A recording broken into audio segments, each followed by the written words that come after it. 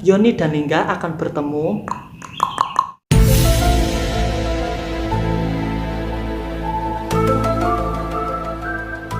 Assalamualaikum, bagaimana kabar kalian? Semoga kabar kita semuanya dalam keadaan fantastis. Keraton Jogja Hadiningrat.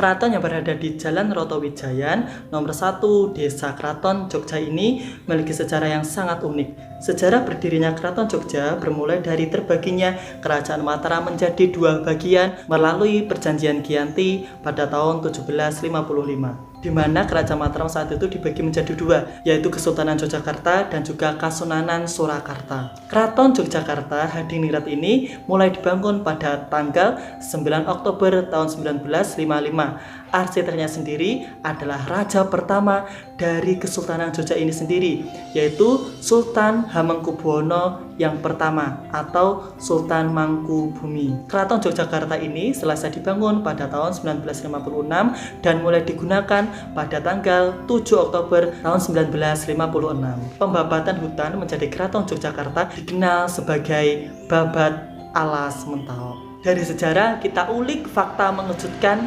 dari Keraton Yogyakarta.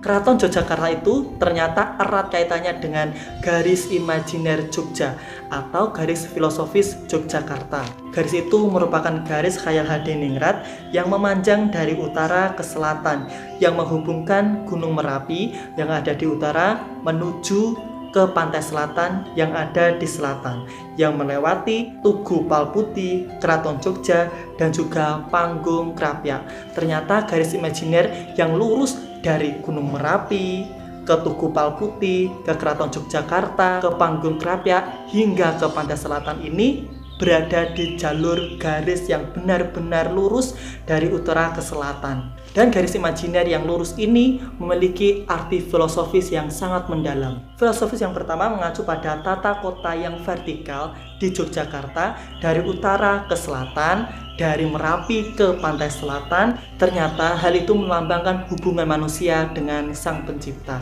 vertikal. Laut Selatan dianalogikan sebagai titik terendah dari manusia, sedangkan Gunung Merapi diumpamakan sikap tertinggi dari manusia, di mana di fase ini manusia akan semakin dekat dengan penciptanya seiring dengan berjalannya waktu. Filosofis yang lainnya yaitu mengacu pada Sangkaneng Dumadi atau dari manakah manusia itu diciptakan.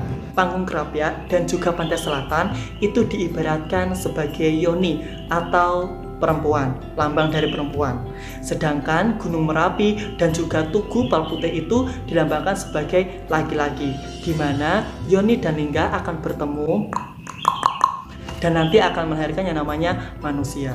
Di mana dari pantai selatan menuju ke Panggung Krapyak, hal itu diibaratkan sebagai perjalanan manusia dari kandungan ibunya, lahir menjadi bayi, menjadi balita, dan kemudian menjadi remaja. Sedangkan dari Panggung Krapyak ke keraton inilah manusia berada di fase dewasa, di mana manusia menjadi lebih mantap daripada sebelumnya. Dari keraton ke Tugu, manusia yang sudah dewasa dan sudah mantap tadi akan menjadi manusia dewasa yang lebih dekat